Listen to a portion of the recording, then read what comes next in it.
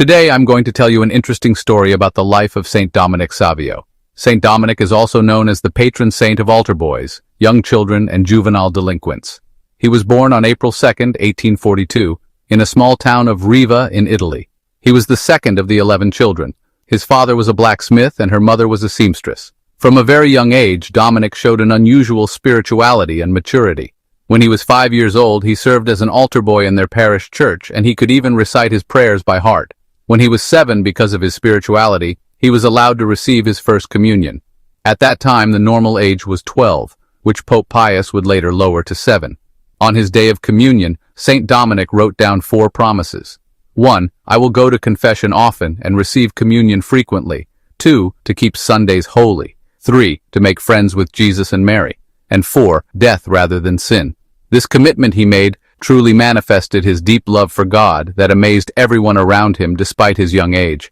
When he was 12, his talents and devotion caught the attention of St. John Bosco, the founder of the Salesians. St. John quickly recognized his extraordinary spiritual maturity and invited him to study at his oratory. There, Dominic thrived spiritually. He also formed the Company of the Immaculate Conception with his friends, encouraging them to live good Christian lives, help the poor, and bring other boys closer to God.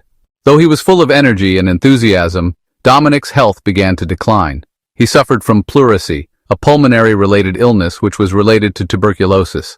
In his illness, Dominic experienced a miraculous vision of heaven.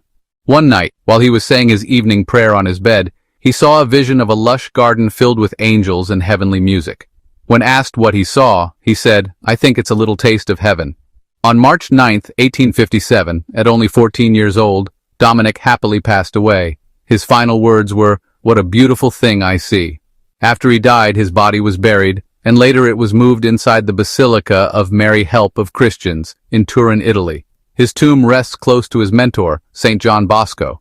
But his story didn't just end there. After his death, there were numerous accounts of validated miraculous healings that occurred through his intercession. On one account, a girl from Italy was suffering from tuberculosis for a long time and had been given no hope from doctors. Her parents, who were devout Catholics, placed a relic of St. Dominic on her chest. That night, the girl slept peacefully for the first time in her life. The following day, her breathing improved and miraculously, she was totally healed. The doctors couldn't explain how her body recovered, and this miraculous event led to Dominic's canonization by Pope Pius XII in 1954.